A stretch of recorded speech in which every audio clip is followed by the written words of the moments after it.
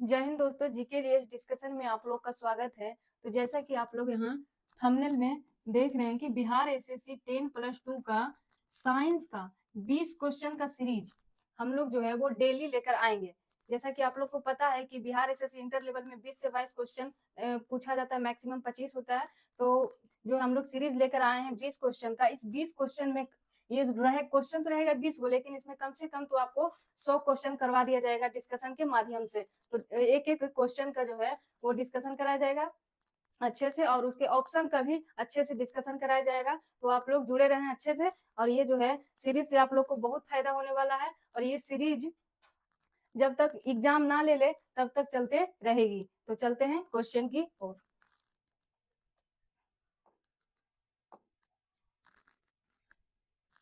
यहाँ देखिए, पहला नंबर क्वेश्चन है कि किस हार्मोन के संश्लेषण के लिए आयोडीन आवश्यक होता है।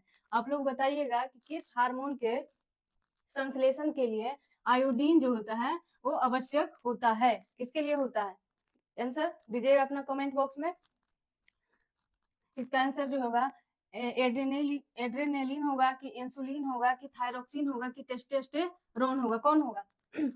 तो इसका आंसर जो है हम बता देते हैं, इसका आंसर जो है वो थायरोक्सिन होगा, थायरोक्सिन होगा। अब थायरोक्सिन के बारे में थोड़ा सा जान लेते हैं। तो थायरोक्सिन को, ये थायरोक्सिन का यूज कहाँ किया जाता है? इसका यूज जो है वो ब्लड सेल के निर्माण में, ब्लड सेल के निर्माण में इसका यूज किया जाता है। अब हम एड्रेनलिन के बारे में थोड़ा जान लेते हैं कि इसको क्या कहा जाता है। इसको जो है एड्रेनलिन को आपातकालीन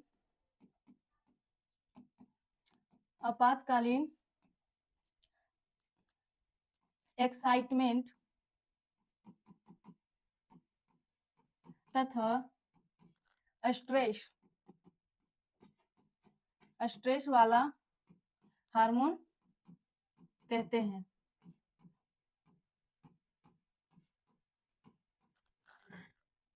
जैसे कि हम लोग में तनाव ना उत्पन्न होता है तो किस हार्मोन के उत्पन्न होने से? तो ये एड्रेनलिन हार्मोन के उत्पन्न होने से होता है। अगला क्वेश्चन, अगला जो है ऑप्शन जो है इंसुलिन। इंसुलिन के बारे में थोड़ा जान लेते हैं। तो इंसुलिन का निर्माण इसका निर्माण जो होता है इंसुलिन का निर्माण कहाँ से होता है?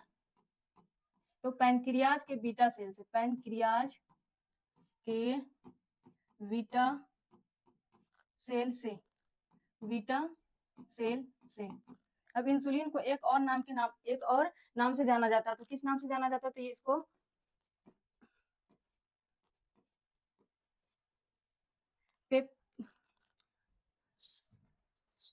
इसको जो है वो पेप्टिडो हार्मोन के नाम से भी जाना जाता है। इंसुलिन को पेप्टिडो हार्मोन के नाम से भी जाना जाता है। ये अगला आ गया टेस्टोस्टेरोन। टेस्टोस्टेरोन को क्या कहा जाता है? तो इसको जो है प्रारंभिक सेक्स हार्मोन कहते हैं।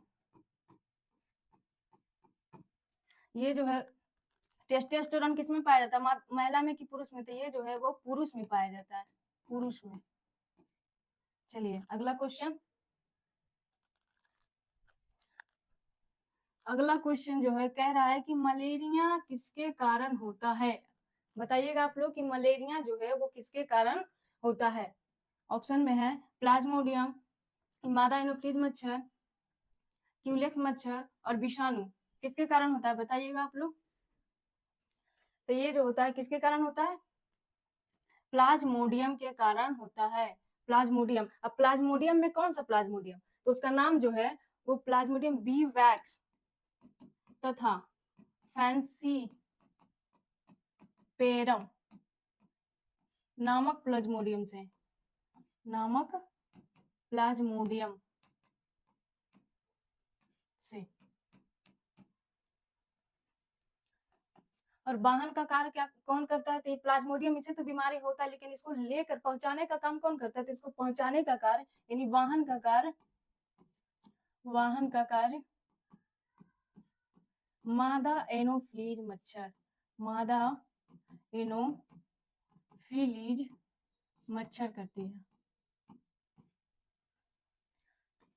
अब लोग चाहेगा कि जो मलेरिया है इस मच्छर को काटने से फैल रहा है, तो ये मच्छर को ही मार देना चाहिए, तो इसको मारने के लिए किसका छिड़काव किया जाता है सरकार की तरफ से? तो डीडीटी तथा बीएचसी का छिड़काव किया जाता है। आप लोग जो है अब अपना कॉपी में नोट बनाइएगा, इससे ज्यादा बेहतर होगा आप सबके लिए। छिड़काव किया जाता है। डीडीटी का फुल फॉर्म क्या होता है? तो डीडीटी का फुल फॉर्म जो होता है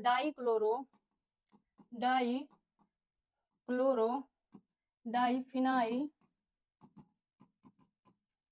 ट्राइक्लोरो इथेन होता है इसका फुल फॉर्म। ये भी पूछ लेता है, ये भी अपने आप में क्वेश्चन है। अब दूसरा है कि बीएचसी का फुल फॉर्म क्या होता है? BHC benzene hexa chloride.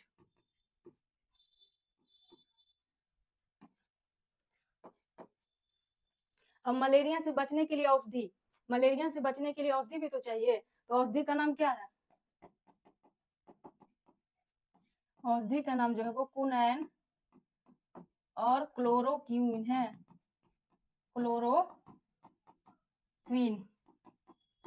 इसका बोर्ड पीडीएफ मिल जाएगा, बाकी आप लोग खुद से लिखिएगा, वो ज्यादा बेस्ट होगा आप सबके लिए। अच्छा, ये जो मलेरिया है वो कौन कैसा जनित रोग है? मतलब मलेरिया जो है वो विषाणु जनित है कि जीवाणु है कि प्रोटोजुआ है? तो ये मलेरिया जो है प्रोटोजुआ जनित रोग है। प्रोटोजुआ जनित रोग है। चलिए, हो गया इसका डिस्कशन। तो अगला क्वेश्चन, इसी तरह सभी क्वेश्चन का डिस्कशन कराया जाएगा यहाँ पर, तो आप सबके लिए बहुत ही फायदा होने वाला है कि एक क्वेश्चन में कम से कम आपको 7-8 क्वेश्चन बन जाते हैं। तीसरा है कि मानव शरीर में धीमी वृद्धि किसके कारण होता है? बताइएगा आप लोग कि मानव शरीर में धीमी वृद्धि जो है वो किसके कारण होता है? तो ये जो होता है वो विटामिन के कारण होता है कि प्रोटीन के कारण कि वसा की कोई नहीं, इनमें से कोई नहीं, यहाँ कोई नहीं होना चाहिए। तो बताइएगा आप लोग किसके कारण नहीं होता मानव शरीर में धीमी वृद्धि? तो धीमी वृद्धि जो होता है वो, इसका आंसर जो होगा वो प्रोटीन हो जाएगा। प्रोटीन के कारण हमारे शरीर में वृद्धि रुक जाती है, मतलब अवरुद्ध हो जाती है वृद्धि। तो ये और एक और यौगिक का नाम है, तो ये प्रोटीन तथा कार्बोहाइड्रेट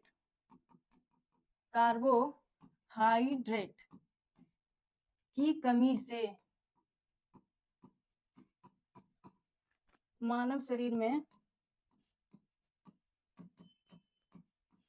वृद्धि रुक जाती है। किसके किसके कारण? तो एक प्रोटीन तो हो ही गया, और एक जो है वो कार्बोहाइड्रेट है। ये दोनों को आप याद रखिएगा। चलिए अगला क्वेश्चन, बोल रहा है 4 नंबर कि निम्नलिखित में से कौन एक जड़ नहीं है? निम्नलिखित में से कौन एक जड़ नहीं है? बताइएगा आप लोग, कौन एक जड़ नहीं है इसमें? गाजर है, मूली है, आलू है, सलजम है, कौन नहीं है? तो इसका आंसर जो हो जाएगा वो आलू। तो आलू जड़ नहीं है तो क्या है भाई? तो आलू जो है ये किसका रूप है? तना का रूपांतरण है। चलिए अगला क्वेश्चन में कह रहा है कि केचुआ के श्वसन के लिए कौन सा कथन सत्य है? केचुआ के श्वसन के लिए, मतलब केचुआ जो है वो सांस जो है वो कैसे लेता है? तो यहाँ ऑप्शन दिया है, केचुआ नासिक ग्रंथि द्वारा श्वसन करता है, या त्वचा द्वारा, या मुख द्वारा, या इनमें से कोई नहीं। बताइए आप लोग, किसके द्वारा केचुआ श्वसन करता है? तो इसका ऑप्शन जो हो जाएगा वो त्वचा द्वारा करता है। अब केचुआ को हम एक नाम से जानते हैं, किसानों का मित्र किसको कहते हैं? आप लोग को तो पता ही होगा, किसानों का मित्र केचुआ। केचुआ को कहते हैं, क्योंकि ये मट्टी को जो है वो भुरभुरा बना देता है, इसलिए इसे किसानों का मित्र कहा जाता है। अगला क्वेश्चन, अगला 6 नंबर है कि निम्न में से कौन गर्म रक्त वाला जानवर है? गर्म रक्त वाला जानवर कौन है? इसका ऑप्शन है मछली है कि सांप है कि मेढक है कि चमगादड़ है। गर्म रक्त वाले जानवर कौन है? आप लोग जो है आंसर दीजिएगा कमेंट बॉक्स में, कौन है? तो इसका जो है गर्म रक्त वाले जानवर जो है वो चमगादड़ है। कौन है? चमगादड़। अब यहाँ जान लेते हैं कि गर्म रक्त वाले जानवर में कौन कौन से जीव जंतु आते हैं और ठंडे रक्त वाले में कौन कौन से आते हैं। तो गर्म रक्त वाला जानवर, गर्म रक्त वाला जानवर में कौन कौन से आ जाएंगे? तो ये जो है पक्षी वर्ग, जितने भी पक्षी वर्ग हैं, पक्षी वर्ग तथा सरीसृप, सरीसृप मतलब रेंगने वाला, इस वर्ग में आ जाएंगे। और ये ठंडे रक्त वाले में कौन कौन से आ जाएंगे? ठंडे रक्त वाला जानवर, मछली आ जाएगा, उभयचर आ जाएगा, उभयचर आ जाएगा, या कीट आ जाएगा, सांप भी इसमें आ ही जाता है। यहाँ पर सरीसृप नहीं होगा, ये स्तनधारी मतलब स्तनधारी वर्ग, स्तनधारी वर्ग वाले जीव इसमें आ जाएंगे। मतलब गर्म रक्त वाले में जितने भी पक्षी वर्ग में आते हैं और जितने भी स्तनधारी वर्ग में आते हैं सब जो है वो गर्म रक्त वाले कहलाते हैं। और ये ठंडे रक्त वाले में मछली में जितने भी आते हैं, उभयचर में जितने आते हैं और कीट में और सांप में, ये सब जो है वो ठंडे के दिन में ठंडे रक्त वाले में आते हैं। ये ऐसे याद रखिए इसको कि ठंडा रक्त वाला जो है ठंडा में गायब रहता है और गर्म रक्त वाला गर्मी में गायब रहता है। देखते हैं ठंडे रक्त वाला ठंडा में जो है सांप वगैरह जल्दी नहीं निकलता है, और यही जो है वो सांप वगैरह गर्मी में ज्यादा निकलता है, चींटी उटी ज्यादा निकलता है, कीड़ा उड़ा। तो चलिए अगला क्वेश्चन, अगला कह रहा है कि निम्न में से कौन सा वायु जलने में सहायक होता है? निम्नलिखित में से कौन सा वायु को जलने में सहायक होता है? तो ये पहला है जो नाइट्रोजन, इसका ऑप्शन, दूसरा ऑप्शन है ऑक्सीजन, तीसरा ऑप्शन है जलवाष्प, चौथा ऑप्शन है कार्बन डाइऑक्साइड। बताइएगा आप लोग कि कौन जो है, कौन सा जो है वो वायु के जलने में सहायक होता है? तो ये वायु के जलने में हम बता देते हैं आंसर इसका, ऑक्सीजन सहायक होता है। ऑक्सीजन, बिना ऑक्सीजन की उपस्थिति में कोई भी चीज जल ही नहीं सकता, बिना ऑक्सीजन की उपस्थिति में कोई चीज नहीं जल सकता है। अब एक क्वेश्चन ये बनता है कि कोई पदार्थ मतलब पूर्ण रूप से जले पदार्थ में, पूर्ण रूप से जले पदार्थ से CO, carbon monoxide, carbon mono oxide का उत्सर्जन होता है।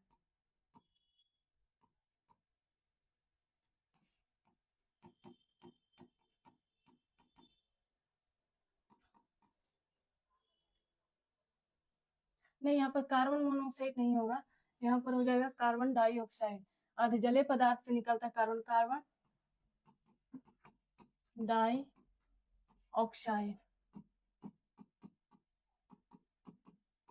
अगर अर्धजलीय से, अर्धजलीय पदार्थ से क्या निकलता है?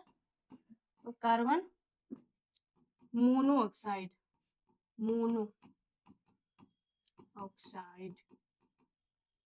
चलिए अगला क्वेश्चन, अगला क्वेश्चन है कि निम्न में से किसे पादप की खाद फैक्ट्री किसे कहते हैं? पादप की खाद फैक्ट्री किसे कहते हैं? इसका ऑप्शन है पत्ता, तना, जड़ और शाखा। बताइएगा आप लोग कि किसे कहते हैं पादप की खाद फैक्ट्री? पादप की खाद फैक्ट्री किसे कहते हैं? तो इसका आंसर जो हो जाएगा वो ए हो, पत्ता। हाँ पत्ता हो जाएगा। क्यों हो जाएगा? क्योंकि है पेड़ पौधे जो है वो अपना पत्ता से ही खाना बनाते हैं, वो पत्ता में ही जो अपना खाना को एब्जॉर्ब करके रखते हैं, इसलिए इसे क्या कहा जाता है? पत्ता को पादप की खाद फैक्ट्री कहा जाता है। अब दो क्वेश्चन और पूछता है कि पादप में जल का परिवहन कौन करता है? जल का परिवहन किसके द्वारा होता है? तो जाइलम के द्वारा, जाइलम। दूसरा है कि पादप में खनिज पदार्थ का, खनिजों का परिवहन किसके द्वारा किया जाता है? तो ये फ्लोएम। अब एक क्वेश्चन और आता है कि जैसे कि मिट्टी है, मिट्टी से पौधे जो है अपना खनिज पदार्थ, जल वगैरह जो भी अपना अवशोषित करती है, तो किसके माध्यम से अवशोषित किया जाता है? तो जड़ के माध्यम से किया जाएगा, क्योंकि जड़ ही नीचे रहता है मिट्टी में, तो उसी के द्वारा अवशोषित किया जाएगा। तो पादप में जल तथा खनिज लवण मिट्टी से अवशोषित करने का कार्य कौन करता है? तो ये जड़ करता है।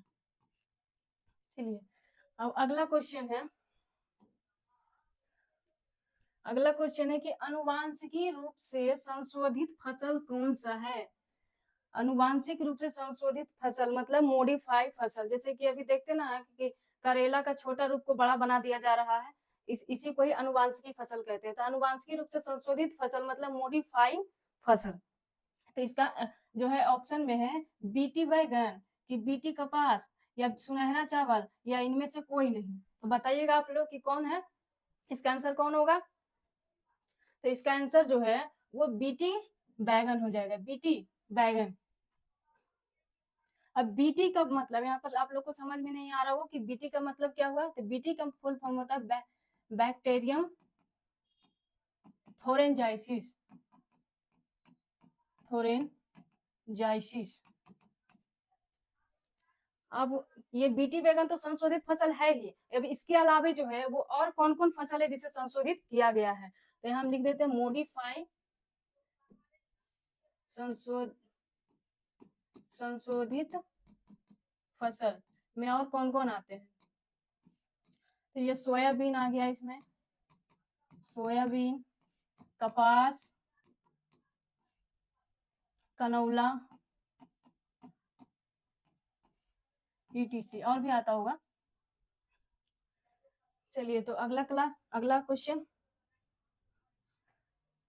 अगला क्वेश्चन कह रहा है कि निम्न में से क्या तापमान पर निर्भर करता है? निम्न में से क्या तापमान पर निर्भर करता है? तो इसका ऑप्शन है दोस्तों, देखिए मोललता, मोलंस, मोलरता, पीपीएम। इसका ऑप्शन क्या होगा? आप लोग बताइएगा आंसर। इसका आंसर जो होगा मोलरता हो जाएगा। इसका आंसर क्या हो जाएगा? मोलरता। चलिए अगला क्वेश्चन, अगला क्वेश्चन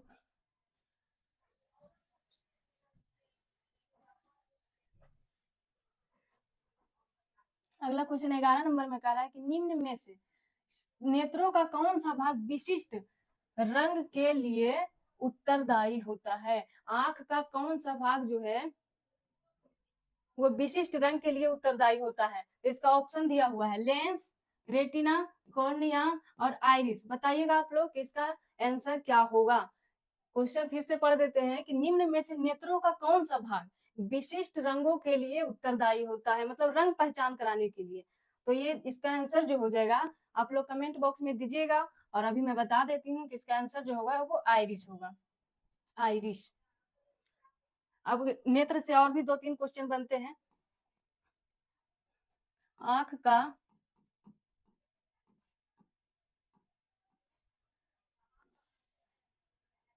प्रतिबिंब कहाँ बनता है? आंख में रेटिना पर, रेटिना पर। और दूसरा क्वेश्चन पूछता है कि दान, आंख का कौन सा भाग दान किया जाता है?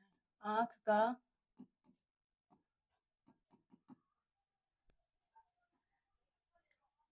कॉर्निया भाग, कॉर्निया भाग दान किया जाता है। अब एक क्वेश्चन और पूछता है कि आंख पर जो प्रतिबिंब बनता है वो कैसा बनता है? वास्तविक बनता है, कैसा बनता है? प्रतिबिंब वास्तविक, छोटा एवं उल्टा। ये सारे क्वेश्चन जो है अपने आप में एक क्वेश्चन है। तो देखिए कि यहाँ 11 नंबर में एक तो ये हो गया, और ये 2 3 4 इससे जो है वो 5 क्वेश्चन तैयार हो गया आपका। चलिए अगला क्वेश्चन। अगला है कि टमाटर का रंग लाल क्यों होता है? क्यों होता है जी बताइए आप लोग, टमाटर का रंग लाल क्यों होता है? कौन से पिगमेंट के कारण लाल होता है?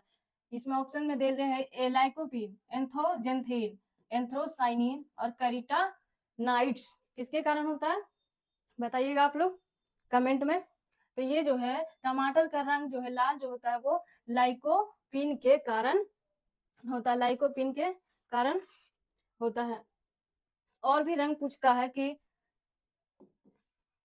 मूली का तीखापन, मूली का तीखापन, तीखापन जैसे आप मूली खाइएगा तो तीखा लगेगा, तो समझ में आपके दिमाग में एक क्वेश्चन तो आएगा ना कि ये तीखा क्यों लग रहा है, तो किसके कारण होता है, किस पिगमेंट के कारण होता है? तो ये आइसोसाइनेट, आइसोसाइनेट के कारण होता है। दूसरा है कि गाजर का नारंगी रंग, गाजर का नारंगी रंग क्यों होता है? तो गाजर का नारंगी रंग जो होता है वो कैरोटीन, कैरोटीन के कारण होता है। अब एक क्वेश्चन और पूछता है कि गाजर का जब नारंगी रंग कैरोटीन के कारण होता है तो गाजर एक लाल भी होता है, गाजर का लाल रंग एंथोसाइनिन,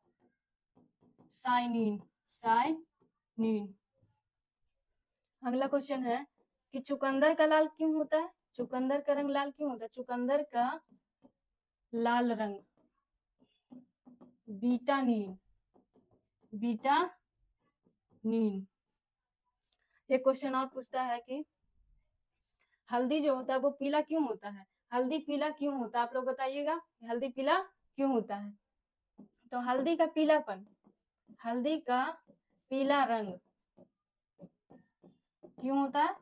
तो ये कुरकुमीन के कारण, कुरकुमीन पिगमेंट के कारण इसका रंग। अगला है कि मिर्च का लाल रंग, लाल रंग कैप्सेंथीन, कैप्सेंथीन, कैप्सेंथीन के कारण होता है।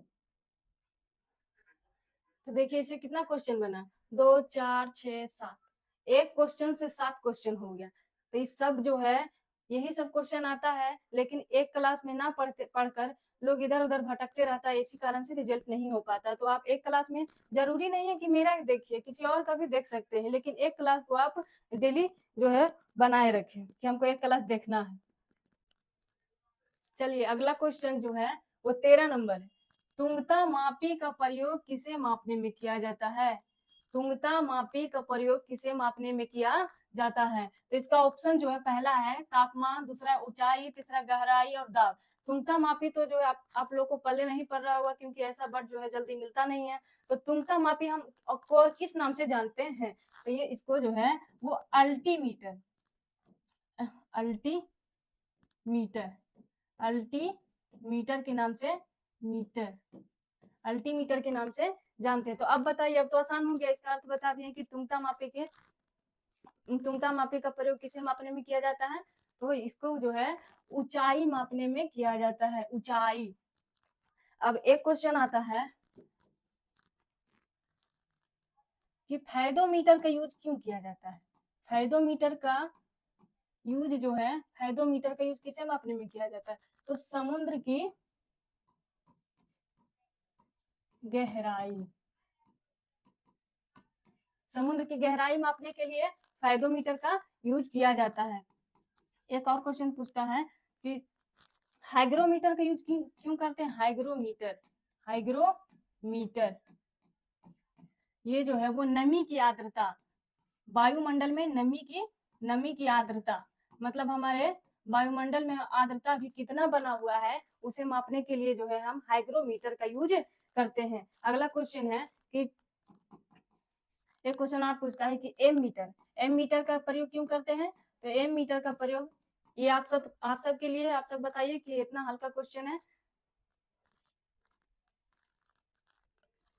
तो ये विद्युत धारा मापने के लिए एमीटर का प्रयोग किया जाता है। तो ऐसे क्वेश्चन और आते जाएंगे, बाकी के जितने बचे हैं हम सारे करवा देंगे। तो अगला क्वेश्चन, अगला 14 नंबर क्वेश्चन है कि कपड़े धोने का साबुन है, कपड़े धोने का साबुन है, क्या है? तो ये प्राकृतिक, पहला ऑप्शन है प्राकृतिक रूप से पाए जाने वाले उच्चतर वसा अम्ल से बना सोडियम लवणों का मिश्रण है। दूसरा है कि ये सोडियम कार्बोनेट है। तीसरा है सी नंबर की ये सोडियम क्लोराइड है। और चौथा है कि ये क्लोरीन है। तो बताइएगा इसका आंसर आप लोग क्या होगा। तो इसका आंसर जो हो जाएगा वो ए नंबर हो जाएगा, ए नंबर। अब धोवन सोडा का सूत्र पूछता है, ये सब तो एकदम लॉलीपॉप क्वेश्चन है। धोवन सोडा,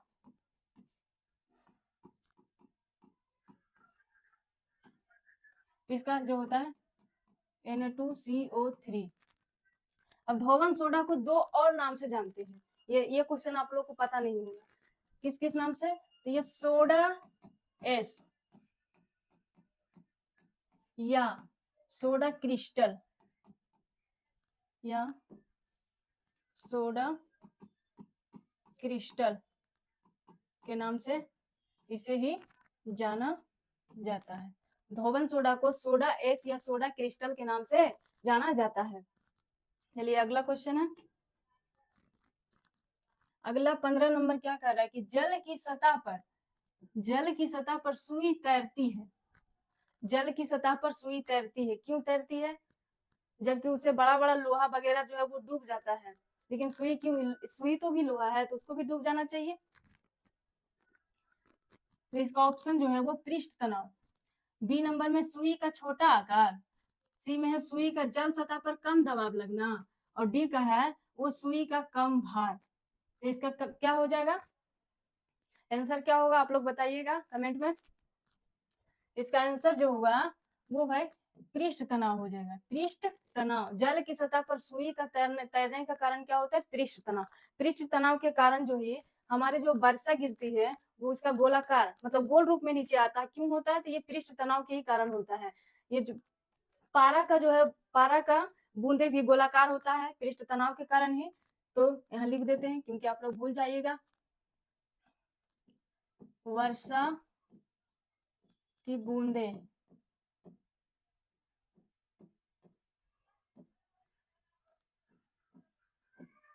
नॉर्मल जल की भी बूंदे तथा पारा की बूंदे गोलाकार पृष्ठ तनाव के कारण होता है, पृष्ठ तनाव के कारण होता है। चलिए अगला क्वेश्चन, अगला है कि स्तन ग्रंथियों का कैंसर, स्तन ग्रंथियों का कैंसर क्या कहलाता है? स्तन ग्रंथियों का कैंसर क्या कहलाता है? तो इसका जो है ऑप्शन में है कार्सिनोमास, सर्कोमास, लियोकेमियास और मिलेनोमास। मिलेनोमास क्यों होता है आप लोग बताइएगा। तो ये जो होता है वो कार्सिनोमास के कारण होता है, कार्सिनोमास के कारण होता है। अब इसमें क्वेश्चन आता है कि father of cancer, father of cancer किसे कहते हैं? Hippocrates, Hippocrates.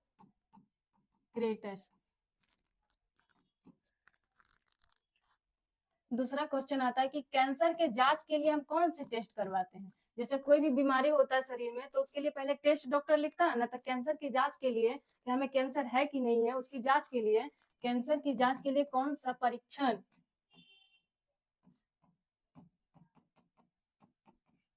Biopsy, biopsy test करवाया जाता है, बायोप्सी टेस्ट करवाया जाता है। अब एक बात आया कि कैंसर क्यों होता है, तो हमारे कोशिका में हद से ज्यादा कोशिका जब बनने लग जाती है, मतलब जितना जरूरत भी नहीं है उतना बनने लग जाता है, तो ये कैंसर का रूप ले लेता है। मतलब सेल डिवीजन जो है वो ज्यादा होने से कैंसर का रूप ले लेता है। अब कैंसर के उपचार के लिए दो दवाई, कैंसर जब हो जाएगा तो इसे इसके उपचार, कैंसर के उपचार के लिए दवा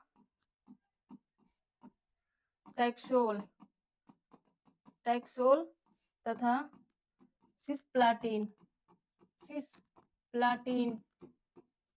होता है। चलिए अगला क्वेश्चन 17 नंबर कह रहा है कि निम्न में से किस परमाणु में 2 इलेक्ट्रॉन और 2 प्रोटॉन पाया जाता है? किस परमाणु में 2 इलेक्ट्रॉन और 2 प्रोटॉन पाया जाता है? ऑप्शन में है फ्लोरीन, कि पोटेशियम, कि मैग्नीशियम, कि हीलियम। बताइएगा किसमें पाया जाता है? दो प्रोटीन और 2 इलेक्ट्रॉन, 2 प्रोटॉन और 2 इलेक्ट्रॉन, 2 प्रोटॉन और 2 इलेक्ट्रॉन किसमें पाया जाता है? तो ये हीलियम में पाया जाता है। क्यों पाया जाता है? क्योंकि हीलियम का परमाणु संख्या, यहाँ लिख देते हैं, हीलियम का परमाणु संख्या कितना होता है? परमाणु संख्या 2 होता है, 2 होता है। तो जितना भी परमाणु संख्या होता है, जितना परमाणु संख्या होता है उतना ही इलेक्ट्रॉन होता है और उतना ही प्रोटॉन होता है। तो अगर 2 परमाणु संख्या तो इलेक्ट्रॉन भी 2 ही हो जाएगा और प्रोटॉन भी 2 ही हो जाएगा। तो इसीलिए जो है इसमें 2 इलेक्ट्रॉन और 2 प्रोटॉन पाया जाता है। किसमें? तो हीलियम में। यहाँ पर हम लिख देते हैं कि परमाणु संख्या बराबर इलेक्ट्रॉन की संख्या बराबर प्रोटॉन की संख्या। अब ये मैग्नीशियम का परमाणु संख्या कितना होता है? तो मैग्नीशियम का परमाणु संख्या जो होता है वो 12 होता है। पोटेशियम का कितना होता है? परमाणु संख्या 19 होता है। परमाणु संख्या। चलिए अगला क्वेश्चन है कि किसके उपापचय से यूरिया उत्पन्न होता है? किसके मेटाबॉलिज्म से, मतलब उपापचय से यूरिया उत्पन्न होता है? ऑप्शन में है प्रोटीन, कार्बोहाइड्रेट्स, लिपिड, और प्रोटीन और कार्बोहाइड्रेट्स दोनों। बताइएगा आप लोग आंसर। किसके उपापचय से जो है वो यूरिया उत्पन्न होता है? यूरिया, तो यूरिया जो उत्पन्न होता है वो प्रोटीन के उपापचय से। प्रोटीन, यूरिया का फुल फॉर्म पता है आप लोग को क्या कितना होता है? यूरिया को सूत्र NH2CO NH2, ये यूरिया का फॉर्मूला हो गया, सूत्र NH2CO NH2। अब जो है प्रयोगशाला में ये यूरिया को प्रयोगशाला में सबसे पहले प्रयोग किया गया था। इसे प्रयोगशाला में सबसे पहले प्रयोग किया गया था। अब यूरिया को एक और नाम से जानते हैं, यूरिया को एक और नाम से जानते हैं, तो यूरिया को ही कार्बामाइड कहा जाता है। यूरिया को कार्बामाइड। अब यूरिया की जगह कभी कार्बामाइड दे दिया तो आपका तो दिमाग ही पगला जाएगा कि ये क्या है भाई कार्बामाइड। यूरिया को कार्बामाइड भी कहा जाता है। चलिए अगला क्वेश्चन, अगला है कि क्वाशियोकर रोग होता है। क्वाशियोकर रोग किसके कारण होता है? बताइएगा। इसमें देखिए ऑप्शन है कार्बोहाइड्रेट के कारण, खनिज लवण के कारण, कि वसा के कारण, कि प्रोटीन के कारण। किसके कारण होता है बताइए? क्वाशियोकर रोग किसके कारण होता है? तो ये जो है इसका ऑप्शन हो जाएगा डी नंबर। डी नंबर हो जाएगा, प्रोटीन के कारण। प्रोटीन के कारण क्वाशियोकर रोग होता है। अब ये क्वाशियोकर रोग को हम और किस नाम से जानते हैं? क्वाशियोकर रोग को और किस नाम से जानते हैं बताइएगा आप लोग? एडमे एडमे के नाम से जाना जाता है। मार्क के मतलब कभी क्वासी होकर नहीं दिया और एडमे दे दिया, तो एडमे ये सब शब्द जो है कभी जल्दी आता नहीं है, तो इसीलिए हम बता दे रहे हैं कि जो है वो एडमे के नाम से भी इसको जाना जाता है। अब ये प्रोटीन, प्रोटीन के बारे में सबसे पहले किसने बताया था? प्रोटीन के बारे में सबसे पहले किसने बताया मुडले साहब ने। मुडले मतलब इसका और बड़ा नाम है मुडले, आप याद रखिएगा। चलिए एक और क्वेश्चन आता है कि प्रोटीन का निर्माण कैसे होता है? प्रोटीन का निर्माण एमिनो एसिड के मिलने से होता। Amino acid. तो ये इसका जो है बोर्ड पीडीएफ आप लोग को दे दिया जाएगा, इसका टेंशन नहीं है आप लोग को।